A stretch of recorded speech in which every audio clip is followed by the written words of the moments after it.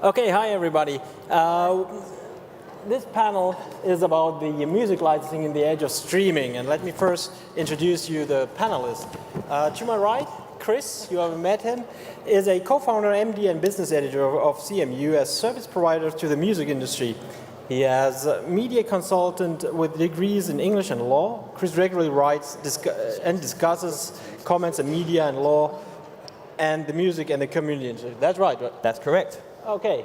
To my right, Richard Lapington is the audio lead at Remedy Games. He was born and educated in the UK and has been living in Finland for 18 years, right? Yeah, that's right. He has a degree in jazz music, diploma in audio engineering, master in the new media at Remedy Games. He is specialized in AAA production, ensuring audio is well represented from the start to finish of a project, and that is sound and feels good as possible. That sounds about right. Cheers, of us. Helienne is a professional songwriter and musician, media writer for The Guardian, working as a head of business relations at Auddly. She's born in Stockholm, lived and worked in New York before settling in London. And Keith Harris used to be general manager UK for Motown Records, a part of Stevie Wonder's management team, director of performer affairs at PPL, and current consultant of theirs. Okay, just to get started, you've heard a lot about the music industry and the developments, and of course the revenue this year was 15 billion. There's an increase of 3.2 million. Sounds great. 2006, we had a revenue of 19.3 billion. But the game changer somewhat is that 45% of the revenue is now coming from digital sales. That is 2015. I think one bigger change is that, or special thing this year is Bob Dylan got the Nobel Prize, and he's being a songwriter. And is everything good with songwriting and digital music at the moment? No, it sucks. It sucks. Well, I'm on the board of BASCA as well, which is the British Academy of Songwriters and Composers, and it's becoming very urgent amongst our members, the lack of revenue that we're seeing from streaming. It's based on what I've realized also working with Auddly is it's partly based on the licensing system where songwriters and publishers have their hands tied in a lot of ways. They're not operating in a free market, which has led to songwriters getting between a fifth to like a 14th of what the record labels get. When you look at Pandora, it's really, such a small share that goes to the songwriters because of rules and regulations in the US, for example. But partly also because when it comes to licensing and when it comes to metadata, as in the services knowing who to pay, the system is completely broken. There's not a requirement for a record label to submit who wrote the song and who publishes it and all the metadata that makes sure that songwriters get paid when they submit a song to Spotify, for example. And for me, I think that's that is like the basics that need to be fixed for us to even get the fifth or the 14th that we're supposed to be getting. Okay. Songwriting situation sounds a bit tricky at the moment. I think 3% only from the revenue was going to songwriters. How is the landscape at the performing artists? Is it any better? The landscape at the performing artists is possibly slightly better for the big artists. Not much better for artists who are starting out. And I think there's a technical reason for that, which is quite difficult to explain. But what happened was that in the copyright regime, performers got a new right in 1995, which was the right to what they call equitable remuneration for public performance of their work. So broadcasters, pubs, clubs, bars, restaurants, for the first time had to start paying performers for the use of their work. When it came to the digital streaming environment, a new copyright was introduced, which was called the making available right. And this was designed to give performers actually more control of how their work was used. Unfortunately, it also meant that that right was transferable by contract. And what happened was that the major users, primarily record companies, then snapped up that right from the performers, which means that in the streaming environment, as long as the stream is interactive, the record companies have the right and they get the money first, and they then decide how much they're going to pay the performers. And that creates a major problem. So I think that copyright legislation needs to look at the practical effect of the way the streaming works and make sure that particularly people starting out in their career get paid properly, because otherwise the current regime is not sustainable. Can I... This sort of touches on the first issue that I raised in my presentation, what I call the digital pie debate, which is a certain sum of money is coming into the music industry every month, every year from a Spotify or a Deezer or whoever, and then how does that money get shared? And it's interesting, I mean, there are some artists and songwriters who think that the digital services are keeping too much of the money, although no streaming service is currently in profit. So I think actually more of the debate is, well, how is the money getting sliced between the label, the publisher, the artist, and the songwriter? And obviously what we're hearing here is neither songwriter nor artist are happy with the way it's been set up, which possibly isn't surprising, because the first deals to be done in streaming were the record companies' deals with a Spotify-type service. So obviously the whole model was set up to skew to the label's advantage. Although, to defend the labels, which I rarely do, but as there isn't a label on the panel, and I've listened to a lot of labels through our roundtable debates, they started with the CD system. Okay, everything you've just said about streaming, you could also say about the CD.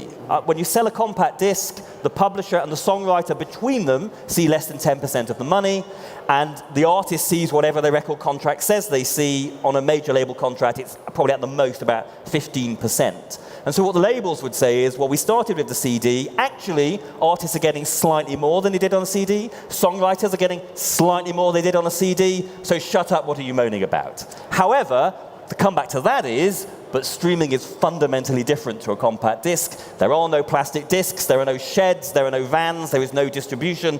So that is an unfair comparison. But that is the argument a label would give. I will say that a large independent label told me that the money they save from not having to press and press records and distribute them to shops and whatever is 50%. And I think that is not being reflected in the revenue that artists and songwriters are seeing clearly. And then, of course, you also have to think of that you have the advances, there's a lack of transparency. And I'm not going to sit here and shit on labels or publishers for that matter, because for a lot of artists and songwriters starting out, they supply a way of actually making music full time. But there certainly is a need for transparency, and the mistrust that comes from both artists and from songwriters just perpetuates the whole system at this point, and with good reason sometimes, and sometimes not. But when you're talking about how basically everyone's pointing their fingers at each other, the streaming services are pointing the finger at the labels are pointing the fingers at the streaming services, and we're all sitting thinking that you're all screwing us. So I think that if you're going to have consumers and customers thinking that, oh yeah, I want to pay 10 quid a month to use a service to support my, the people whose music I love, and they don't think that the artist sees anything, maybe there's not as big an incentive to actually put their hand in their pockets. That would be my argument why record labels and publishers might... I mean, the draft European Copyright Directive, which is currently on the table, has an article which is seeking to address this issue. Yeah. Whether it will remains to be seen. In its current form, I think there are too many get-outs, but with a bit of lobbying by artists and songwriters, if there are any artists and songwriters in the room, you should be lobbying on this issue right now, because that is, in terms of copyright law intervening in Europe on this, that's the opportunity to try and make that happen. I think that was really actually, and now that I have to say, as a, with Basca, and God knows, I'm a songwriter. The last thing metadata and whatever, I never even thought of, but I've come to kind of, it feels like I kind of opened the hood on the car and saw that there's no engine in there, and I feel like, okay, I need to kind of, I know how to put that engine in there, so I can't just sit by. And I think that the copyright directive, which it sounds so dry to even say that word, but that the EU has actually, much more than the US, where I'm sorry to say Google has so much influence in some of the tech companies that songwriters are completely screwed. I think that the EU has shown that they're starting to understand what is happening to our livelihood. Can I just say that we're not, as far as I'm concerned, it's not. This isn't really so much as let's complain about the majors, or let's complain about the way the record companies behave. What I'm saying is that we now see the possibility of a very successful, mature industry. In order for that to happen, you have to make sure that the people who are on the ground floor can survive long enough for the industry to continue to develop. So it's not just a one-sided putting out the begging bowl. It just makes good business sense. It makes good business sense for the companies, and you understand their point of view, because they've had their backs against the wall for about 10 years. So now the money's starting to come through. There is a temptation to say, well, finally we're going into the black, let's make sure we maximize this. What I'm saying is, for a mature industry and for an industry to survive, people have to be sensible about it and make sure that everybody at every level of the food chain can survive. And I suppose just finally on that point, in terms of what I said at the end of my presentation about adapting to this new model, where even on a successful album, the money will take 2, 3, 4 years to come in rather than 6 months to come in, that's a lot easier to survive if you're a superstar millionaire artist or you're a big rights owner with big cash flow. Exactly. Whereas there are people lower down the food chain who overall will bring in enough money, but they'll go out of business waiting for the money to come in. Precisely. And that's a challenge. Precisely. And maybe to tackle that challenge, if you think about new honeypots where artists can find a way to get by, I think what I've noticed is, let's say, if I go to the series on Netflix, there was this Luke Cage, Marvel's Luke Cage, and it was exciting to see that it was scored by A Tribe Called Quest's Ali Sheed Muhammad and Adrian Young. And I think, and soon after that, A Tribe Called Quest released an album. And another example is the Strangest Things, as well, on Netflix's own series. And this was scored, or the music for it was made by Kylie Dixon and Michael Stein. And soon after that, they released the Survivor album, and I think they got good publicity on that platform. And I recall 1996 there was this game Quake, and there was music by Nine Inch Nails' Trent Reznor. And maybe about gaming, is gaming a new honeypot? Could it be a honeypot? I think gaming in general, through games we reach a lot of people. I mean, millions and millions, and we can introduce music to, or new types of music to people who don't necessarily listen to it. So let's say, for instance, Quantum Break, the game that we released recently, we had a track by Royal Blood on there. And when the reviewers were reviewing, they were saying they were adding this track into their iTunes library. So it's definitely a possibility that the games are a good way to actually market music now. What kind of license do you need? Well, it depends. The licensing that we actually do for games, it comes in different tiers. So we have like the really high-end artists who we actually, the way we do it is we go to an agent and we say, hey, we want to license these tracks. And we choose the tracks based on the IP, what actually suits the game that we're going to make. So, and then they will go and actually talk to the record labels for us and make the deal. But we also do other types of licensing as well. There's basically 4 types of licensing we do for music for games. We have the high-end one, which I just talked about. Then the second type, we actually use royalty-free quite a lot as well. So there's a lot of royalty-free websites out there. So we can just go and find the kind of tracks we want, and we can buy them, and we get the licensing, and the legal actually goes straight through that. And the other one, which we do, we actually try and find unsigned artists as well. And this is quite an interesting one. We try to promote artists that are not known, and we put them in places in the game, usually kind of diegetic places, to actually try and promote them.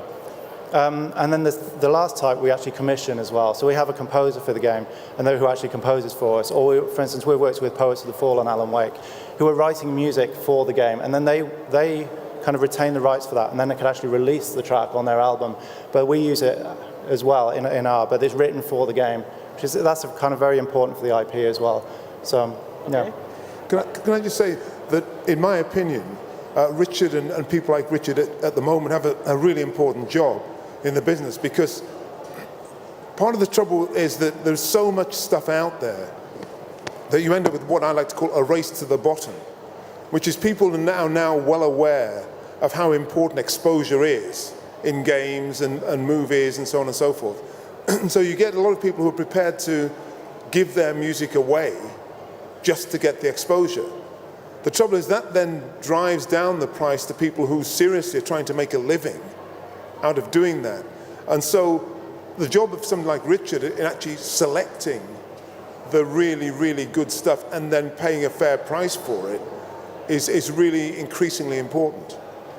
Well, I mean, I have to say, I've had stuff synced, and one of the advantages as a songwriter is that actually that is the one place, I mean, apart from radio play, in most of Europe, where the songwriter and the master rights holder, as in the artist record label, get pretty much 50-50. And sometimes the songwriter gets more. Sometimes the songwriter gets more, and well-deserved, I'd say. Because it's easier to re-record a track than it is to rewrite a song. So as a songwriter and publisher, you actually have a slightly stronger negotiating hand. Yeah, and I think the reason why it is like that is because it's the one space where we're operating in a free market, where we don't have our hands tied behind our back through outdated legislation. And I think that it's really important. I mean, I have to say, I had a song in a computer game called Dance Dance Revolution. That's how long ago that was, a house track, that actually ended up paying off my entire advance. I do know, however, that with games now, the rates that are being paid are going down. I'd actually like to share an anecdote with you from the recent game that we released. Just to give you an idea of how I work with licensing, I basically, every 2 or 3 years as the projects are released, I actually dip my finger into the licensing game to actually get the tracks that we need. So I have a kind of a snapshot of every 2 or 3 years. I see kind of what artists, how they react to this, us going to ask them for tracks. So the last time I actually did this was for Alan Wake, and it was really, really relatively easy. We just went to the BMI at that time, said, okay, we need the tracks, and we paid the money, we got the tracks. There was a bit of negotiation, but nothing much. But this time with Quantum Break, the artists themselves were actually quite particular, very picky about it. They wanted to know the scenes that the music was being played in, and the kind of the environment that it was played in. They wanted to know about the violence in the game. They wanted to know what their song was actually connected to. And this is something new that I haven't seen before, and I'd kind of like to hear your reaction to that. Whether it is something that you think has changed in a way. Yeah. Well, as a songwriter, I don't really have any say in any of those things. It would be the artist that is cutting the song. Actually, I would say even with the song that I had in Dance Dance Revolution, it was a fluke that I even found out that I had it there and got paid, which is a whole different story. Where again, the transparency comes in, and I think that actually to kind of take a left turn with that is I think in the streaming world it needs to be more communication and more transparency towards the writers. I mean, it's one of the reasons I got involved with Auddly, which, by the way, I'm doing a presentation of at 2:15 in the workshop. It is free for songwriters, free for producers, and it's a way for music creators to kind of take back that power over what happens to the song once it leaves the studio. I think that because that part has been kind of cut off through the streaming, when in reality it should have been strengthened through streaming because of the availability or that we should have of data. In fact, quickly on your sync point, I think it's interesting when artists, artists will generally be more involved in that than a songwriter might be. Depends a little bit on their deal with their publisher.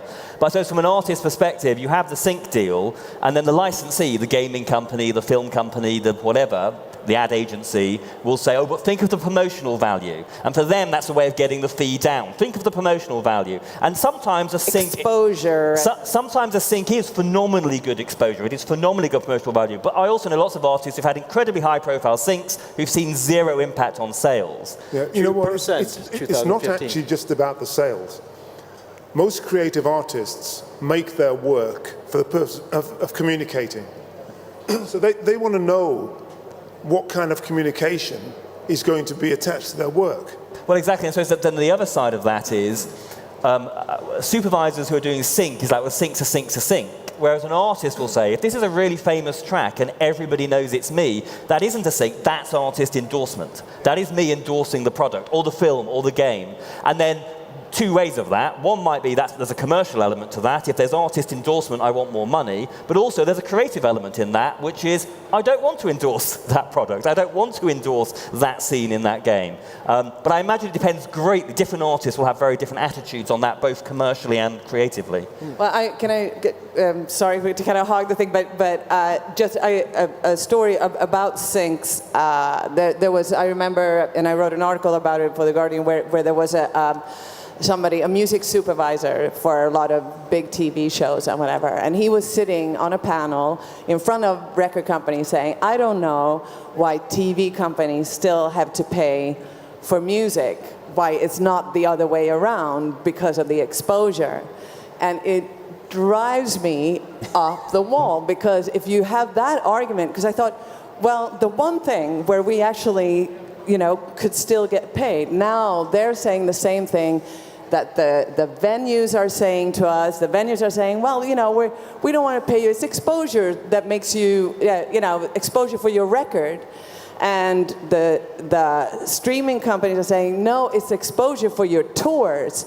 And then, so it's like this cycle of people saying that it's a promotion for something else that is not paying either. And when the music supervisor said that, I said, well, I guess actors shouldn't get paid either, because obviously, look, they're really look at the exposure they're getting on television, that they could then use for, I don't know. I mean, it's kind of like going to a restaurant, and at the end you say, no, look, I'm not going to pay the bill, but I'll tell everybody I ate here. I'll Instagram the dinner. And it was really good. At the end of the day, the people who are providing the work need to get paid or they can't survive. Yeah, otherwise you end up with a lot of marketing tools and no product. Exactly. And so ultimately something has to have value to it and people need to pay for it to access it. Okay. I think this is a discussion we could continue, and if you take something with you, the point Keith was mentioning, to check on the agreement as a perspective of an artist, what kind of clauses are there? Is this clause necessary? Is this a right that I should keep to myself? and decide on myself and use it for other purposes. Okay, guys, thank you very much. Thank you. And have a great Slush. Thank you. Thank you. I'll be wandering around with these if anyone wants them. So grab me in a few minutes.